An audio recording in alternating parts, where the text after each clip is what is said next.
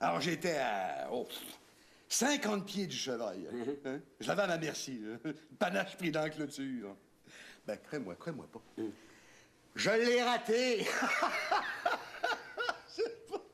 Mais c'est pas ma carabine qui vous a fait défaut, j'espère? Ben non, c'est moi qui ai fait défaut. Oh non, tout le stock que tu m'as passé était parfait. Tiens, je te rends les armes. Est-ce que je peux vous offrir une cigarette, monsieur? Non, je fume pas, là. Moi non plus. Qu'est-ce que tu fais avec un paquet de cigarettes, d'abord? Ah ben, c'est au cas où j'aurais envie de commencer. Voyons, Séguin, c'est écrit que tu fumes dans ton dossier au bureau chef. Ah, ça vient le café, Gertrude? Oui. Hein? T'es bien nerveux, Séguin? Ben c'est pas tous les jours qu'on reçoit le vice-président de la banque à l'heure du déjeuner, hein? C'est tout ce que t'as préparé, Gertrude? Voyons, offre des rôtis avec le café. Ah, calme-toi, Séguin. C'est pas des rôtis qui vont changer mon vote après-midi, hein? Ah oui, c'est vrai, c'est aujourd'hui que vous prenez le vote pour ma promotion au poste de gérant du crédit au chef. J'avais complètement oublié. Voyons, Bertrand, t'as passé ta nuit à m'en parler. Je t'en prie, Gertrude. Du jambon, du bacon, peut-être. Non, merci. Des œufs, des crêpes, des muffins. Arrête, Bertrand. Monsieur Dessureau va penser que tu veux le graisser avec le beurre des toasts ou bien le beurrer avec la graisse de rôti. Voyons, Gertrude, tu sais très bien que je suis pas le genre d'homme à faire des bassesses pour une promotion. Du lard salé, peut-être, monsieur Dessureau? T'as une femme merveilleuse, Séguin. Ah oui? Ah oui. Ah, ça, je peux pas vous influencer, monsieur Dessureau, mais comme femme de gérant de crédit du bureau chef, c'est parfait. Attention, Séguin, t'en montes pas trop, hein. Le vote, c'est rien cet après-midi, puis moi, j'ai rien qu'un vote. Hein. Dites-lui donc qu'il y a des chances, monsieur Dessureau. Vous comprenez?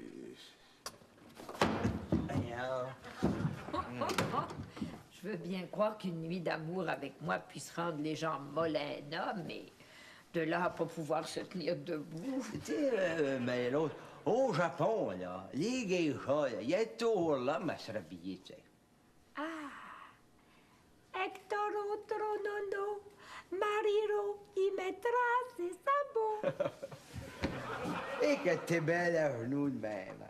Une vraie femme à sa vraie place. J'ai rendu crédit au bureau chef, ma foi, ça prend de l'entre-gens, du jugement. C'est mon mari tout craché. Ça prend du savoir-faire, la respectabilité, la dignité. Oh, c'est en plein, lui. Regardez, là, mais tout est digne autour de lui. Marie-Rose, ma crapaud, t'as attaché mes lacets de souliers ensemble, hein? Oups! Excusez-moi! J'ai blessure de guerre. Marie-Rose, tu vas prendre une affaire de tes souliers, ça peut avoir plusieurs utilités. Qu'est-ce que c'est que ça? Hein? Qu'est-ce que c'est quoi? J'ai rien vu, moi. Toi, Gertrude, t'as vu quelque chose? Vous savez, monsieur Dessureau, faut pas se fier aux apparences. Si tu te penches encore un peu, tu vas être un vrai homme. Comment ça, là? À quatre pattes. Ouais. Oh! Attends un peu, toi. Attends un peu. La dignité, la respectabilité, c'est très fragile. C'est l'influence de ce vieux fou-là aussi. Ma mère, vous savez, est toute seule, dans une situation donnée, elle est très digne. Même que je vous avouerai que toute ma dignité vient d'elle. Oh, excusez-moi! Excusez-moi! Ah, putain de guerre, dia! Qu'est-ce que je vous disais? Maintenant, Hector, ça va être le débarquement en Normandie. Je peux me faire prisonnier si tu veux. J'en garde pas des prisonniers. Oh! Hector! Croyez-moi, monsieur Dessureau, ce qui vient de se passer ici est un incident isolé qui ne reflète en aucune façon notre comportement habituel. Ah, mais je sais bien, voyons. De toute façon, il n'y a rien de grave là-dedans. Je connais votre tact, monsieur Dessureau. Je sais que vous êtes un gentleman dans la force du mot. Mais puisque vous le dites, ça m'a fait choquer. Et comme ça vous fait rien non plus de savoir qu'ils sont pas mariés. Gertrude, voyons. sûr que ça ne lui fait rien. C'est vrai que ça vous fait rien, hein, monsieur Dessureau? Ça me fait rien. Pourquoi vous mentez, monsieur Dessureau? Calme-toi, c'est... Non, je comprends que vous soyez offusqué, je le suis moi-même. Mais qu'est-ce que vous voulez? De nos jours, les gens qui ont conservé un certain sens de la moralité se font de plus en plus rares. Nous sommes de moins en moins nombreux à savoir qu'il y a des choses qui se font et des choses qui ne se font pas. Oui, puis à mon âge, il y en a qui se font difficilement.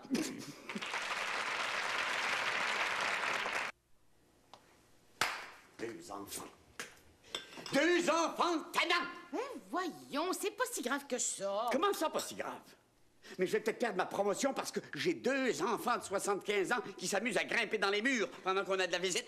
Mais puisqu'il a trouvé ça drôle. Mais ma maison, c'est pas une garderie. Oh, ben écoute, Bertrand, là, tu vas trop loin. Loin. C'est ça le mot que je cherchais. Loin. Vous avez jamais pensé à aller jouer plus loin? Sa parole a dépassé sa pensée. Oh, elle a d'ailleurs pas eu tellement de difficultés. Mais vous voulez vous conduire comme des jeunes, mais allez donc le faire dans des motels. On devrait le faire, nous autres aussi, hein, Bertrand? Mais ma frère mieux que ça, moi. Ma frère encore pas mal plus jeune que ça. Écoute donc, passe-moi dans le clé de fort. Ah, puis encore mieux, on pourrait juste aller s'enregistrer au cégep du Vieux-Montréal. Vous pensez que vous êtes drôle, hein? Ben, écoutez bien la farce suivante. Vous allez me prendre au sérieux ou vous allez prendre la porte. Comment vas-tu te laisser parler de même par ton fils, Marie-Rose? Ben, qu'est-ce que tu veux? Il a raison. C'est vrai, c'est sa maison. Comment? Mais ça veut-tu dire qu'on pourra plus se voir, ça? Ça veut juste dire qu'on peut pas rester ici.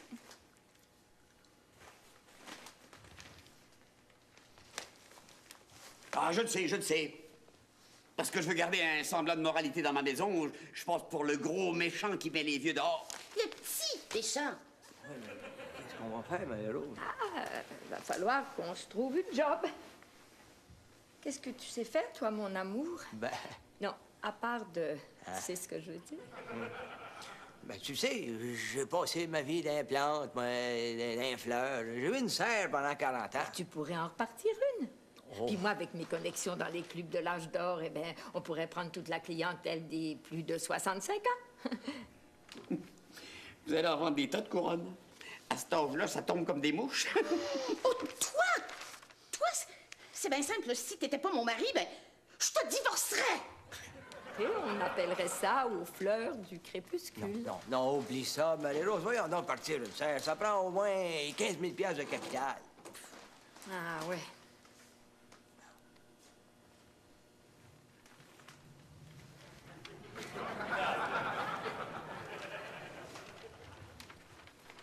Bertrand! Oh non, demandez-moi pas l'impossible. Je peux quand même pas prêter 15 000 à un homme de 72 ans qui veut se partir à un commerce puis qui prend un sou de collatéral. Rien. Non, je veux bien vous aider, maman, mais je veux pas risquer de perdre ma job. Jamais je croirais, Hector, que t'es pas capable de trouver une job dans n'importe quelle serre. Je les ai toutes faites. C'est des jeunes qui veulent. Bon, Dieu des fleurs, en 1980, ça pousse pareil qu'en 1920. Je le sais bien, mais qu'est-ce que tu veux? Oh, je l'ai. Avec tes 40 ans d'expérience, tu peux certainement enseigner la botanique aux enfants. Hein, c'est vrai, ça. J'en ai déjà entraîné une trentaine de jeunes, moi, dans ma vie. Bon. Voyons donc, maman. Le principal de l'école qui va le recevoir ou qui va l'engager, lui-même, il est obligé de prendre sa retraite à 65 ans. Il va quand même pas engager un homme de 75 ans. Mais ils n'ont pas le droit de nous empêcher de gagner notre vie. Ah oui, ils ont le droit. La convention collective. Oh ben non. Ça se passera pas de même. Viens-t'en, Hector. Où ça? Dans ma chambre. Encore? Viens-t'en. Écoute, avec, comme job, c'est le fun, mais c'est pas bien payant. Non.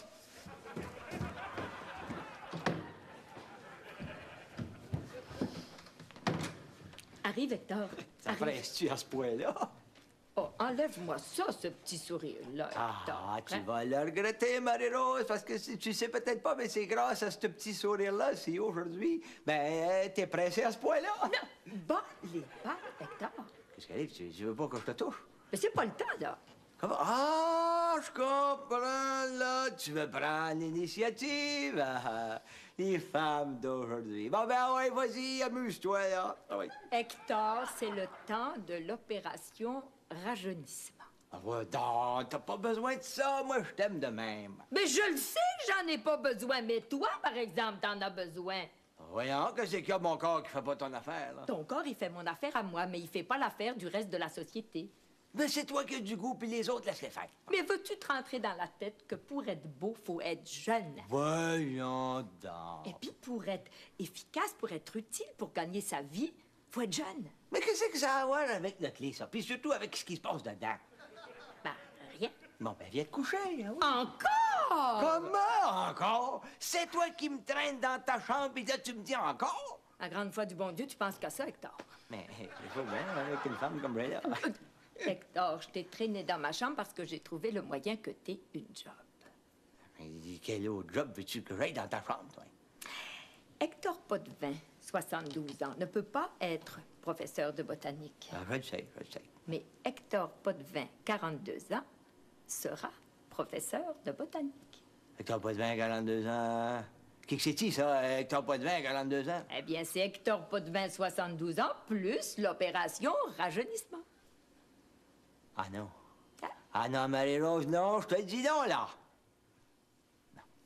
Des belles petites jeans serrées, là, qui mouillent, Jamais. avec des belles petites bottes à hauts talons pour rehausser le tout, là. Ôte-toi ça de dans la tête, comprends-tu, là? De qu'est-ce que tu penses ça donnerait, ça? Ça donnerait un petit vieux monté sur des échasses, là, les fesses serrées, là. De toute façon, je peux quand même pas changer de tête. Voyons. Mais bien qu'un jour, elle servirait cette perruque-là. Non, ça, oublie ça, Marie-Rose, comprends-tu? Oublie ça. Ah, je porterai jamais ça, moi, ou ben donc, mon nom est cochon.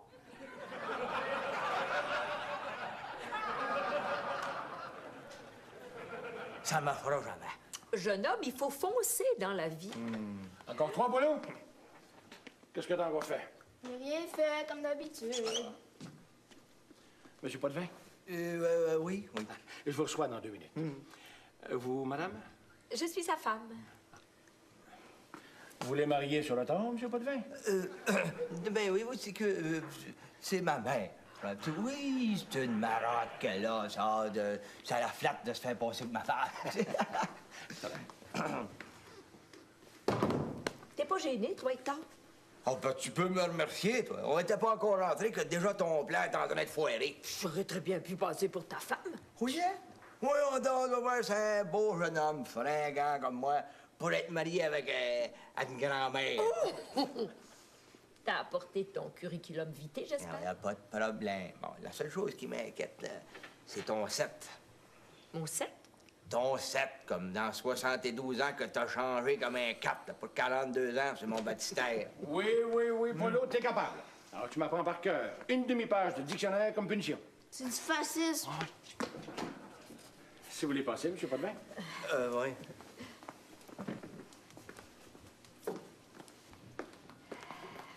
Asseyez-vous. Alors, vous venez pour le poste de professeur de botanique. C'est ça. Est-ce que vous amenez toujours votre mère quand vous allez faire application quelque part? Non, seulement quand t'as fait une crise, vous voyez le genre. Ben, c'est ça, laisse-moi tout seul à la maison, occupe-toi pas de moi. Je suis rien qu'une vieille, c'est pas grave, tu sais. Je t'en voudrais pas plus que je t'en ai voulu quand t'as oublié ma fête. Ah, finalement, pour pas être obligé de l'écouter parler, ben, je l'ai emmené. Monsieur le principal, je suis ici parce que mon fils est le plus qualifié pour l'emploi. Mais il est tellement timide, gêné, pour ne pas dire épais, qu'il n'ose pas se vanter. Ah, écoutez, le poste est vacant. Alors, si vous rencontrez nos critères, je ne vois pas pourquoi on ne pourrait pas s'entendre. Est-ce que je pourrais voir votre curriculum vitae? Bien, montre ton curriculum et ton baptistère, Hector. Oui, c'est bête, j'ai laissé ça dans la mallette dans le parloir. Ben, reste pas là. Bouge, va le chercher. Oui, excuse. Ah, les intellectuels sont toujours de grands distraits.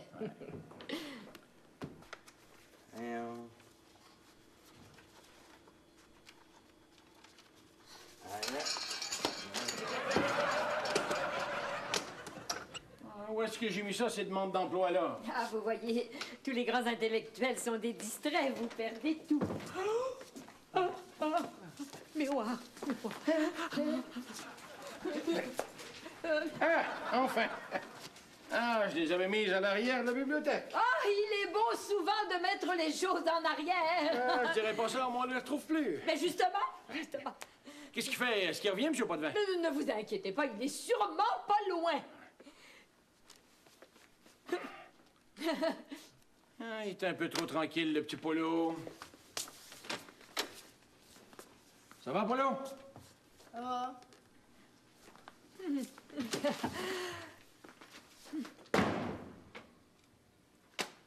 Ah, il me prépare un tour, celui-là, je le sens. Le métier d'éducateur n'a vraiment plus de cachette pour vous, même s'il doit en avoir pour d'autres. Moi, ça.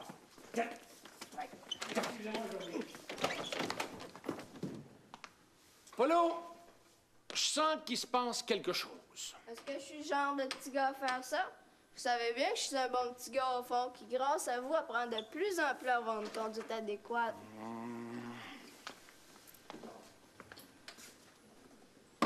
Toi, attends que je t'accroche dans le cou après l'école. Écoutez, moi, je peux pas attendre votre fils indéfiniment, Mme Potvin. Séguin? Séguin. Oui, premier lit, Potvin, c'était mon premier mari. D'ailleurs, parlez-moi plutôt de vous. Vous considérez-vous comme un professeur de droite ou de gauche? Centre-gauche. Oh, j'aurais cru gauche, nettement à gauche. Moi, mon schème de pensée rentrerait nettement dans une case de droite. Oui. C'est bien beau tout ça, mais moi, je peux pas attendre votre fils indéfiniment. Mais vous m'avez même pas fait faire le tour du propriétaire, voyons. Alors, le tableau, la porte, Oui. la On ne case, peut rien vous cacher. la fenêtre. Quelle belle fenêtre, quelle vue, la bibliothèque. Non, écoutez, il est 4 heures, moi, ma journée est terminée. Où est-ce que vous allez? Cherchez mon manteau.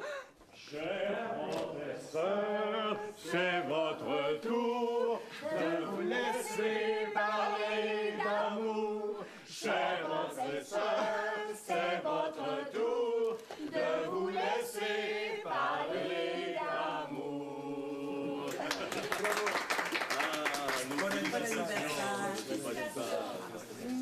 Il y a un bon Dieu pour les vieux.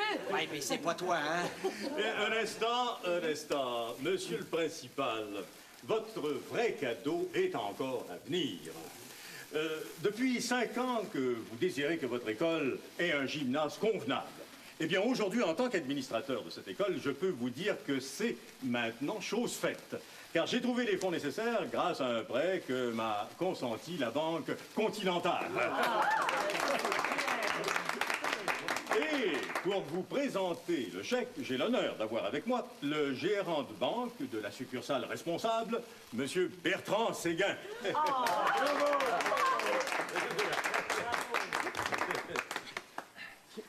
Maman? La vôtre aussi? Comment ça, la mienne aussi? Mon frère. Mon œil! Et mon écœur. Mon Waterloo.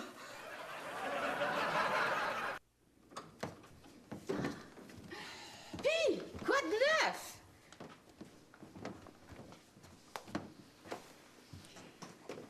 À part le fait que ma mère a failli frauder une école pour laquelle j'ai consenti un prêt, à part le fait que j'ai fait un fou de moi-même, il s'est rien passé. Mais tu peux toujours pas nous reprocher d'essayer de gagner notre vie. Mais comprenez donc, maman, que tout ce que je veux, c'est que vous ayez une belle vieillesse. Mais c'est quoi ça, une belle vieillesse?